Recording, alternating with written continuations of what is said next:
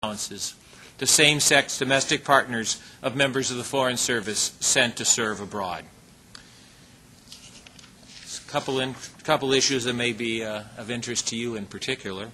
In partnership with the Office of Retirement, HR has made an important announcement last November that our retired Foreign Service colleagues have gained access to an incredible new resource for annuitant inquiries, the Bureau of Human Resources' new Service Center in Charleston, South Carolina. Judging by the increased volume of calls and emails since then, many of you have already discovered the benefits of using this resource as your first point of contact for annuitant questions. Taking on the annuitant client base of 15,000 people and responsibility for answering emails sent via AskOurNet comprise over 18% of the service's total volume since it was established last July. During the open season for health benefits and life insurance, the Service Center played an extremely important role, ensuring that your questions were logged into an electronic case management system and so that no one could fall through the cracks, improving the efficiency of previously paper-driven processes and answering your questions in a timely and efficient manner. As part of HR's Shared Services Initiative to streamline the way our human resources are delivered, we will continue to find ways to improve efficiency, performance, and service to you. The road has not been without challenges, and I would like to reaffirm our commitment to providing you with exceptional consumer service. We ask for your continued patience, but we also ask for your inquiries. If you haven't done so, I encourage you to contact the HR Service Center. Their contact information is included in the package you received this morning. In conclusion, it's been a busy year. As you can see, we've got a lot of work to do ahead of us. Much progress has been made, a foundation has been built, but there's still a long way to go. Thank you very much for being here today, and I look forward to continuing to work with many of you. And now, in my remaining time, I'd be pleased to take any questions any of you might have.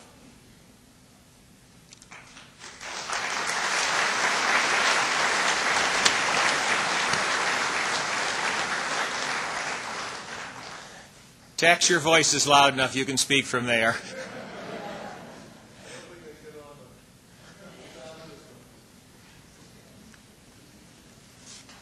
Thank you very much for your work and the effort of the Secretary in getting overseas gap closed for all our people. That was really important. My question is the career service, protecting the career service. You, as you mentioned, have a huge donut hole to fill. Of mid-career gap. I've heard the number is as high as 400 slots for which we do not have bodies at the appropriate grade and functional levels.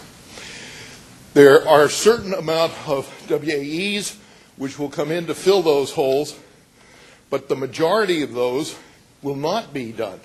How are we going to fill those without falling into the temptation of bringing in lateral entrance into the career service, which will essentially not only have a career service in which 1/3 of our general officers serving overseas running our embassies are from the outside, but now our captains and our majors in 400 positions, or a percentage of those, will be from the outside, coming in through kind of a back door. How can we protect the Foreign Service as in a career institution? Thanks, Pat. Two things. First of all, on the overseas chief submission, your numbers are slightly off. It's more like 70-30, not 2/3, 1/3. Small but important distinction. Okay. Secondly, I don't think you should just make the assumption that there is going to be a huge influx of people to fill the donut hole. The donut hole exists because we don't have enough experienced personnel.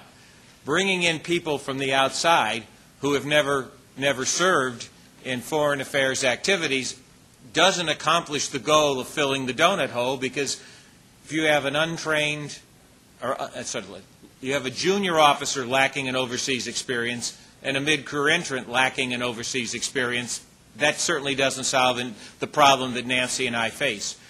Our goal in this is to continue to grow the service, because that is the long-range requirement. And I think we've got a number of aspects we're working on. The first is the one you noted on text, is WAEs. Those of you who are willing to spend 3 or 6 months out of your life coming back into the service and helping out again.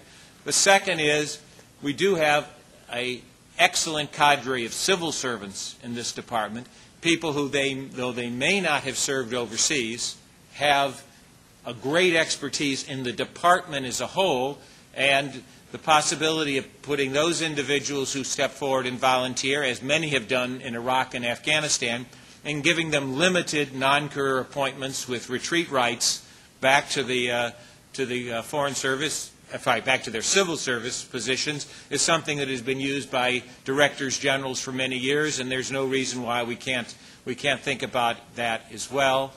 And the third is simply we're going to have to stretch, and hopefully not to the breaking point, the junior officers who are coming in. And what I have said in many of my trips overseas is I say to any officer at a post who's been there for 1 year, you're now a mentor.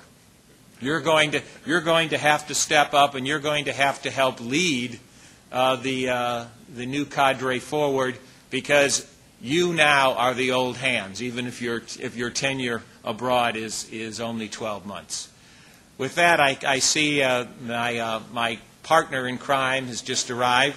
I'm now going to cede the podium to Anne Marie Slaughter, who is the Secretary's Distinguished Director of the Policy Planning Staff, who comes to us from Princeton University, and who is, in my dealings with her over the last year and a half, has been an incredibly talented partner, someone who understands the needs of this institution, and someone whose entire goal is to make this a better place. Anne Marie.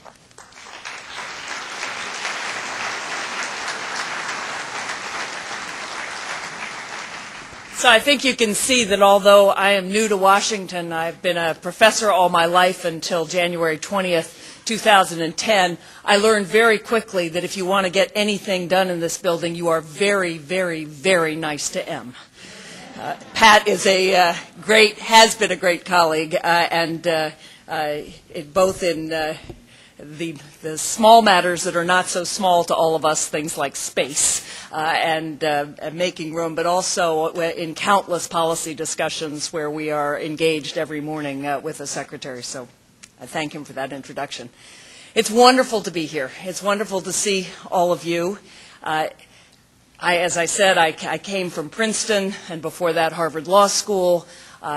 In my year and almost a half here, one of the greatest privileges has been to work with the many wonderful Foreign Service officers, both in SP and as I've traveled to talk to other policy planners around the world. It's a little-known fact that it's almost a cottage industry of policy planners talking to each other.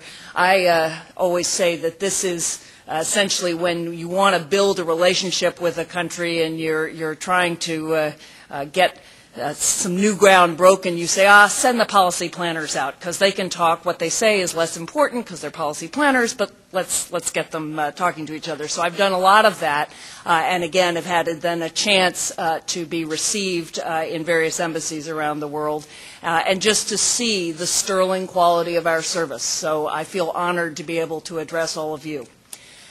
I am the head of policy planning. That means I'm in charge of the Secretary's private think tank. That means, although I'm happy to take questions on any specific areas, and also to take questions on what you may have heard of, the quadrennial diplomacy and development review, which is something I spend about 80% of my time on, I thought I would spend my remarks giving you the broader picture, because that really is my job.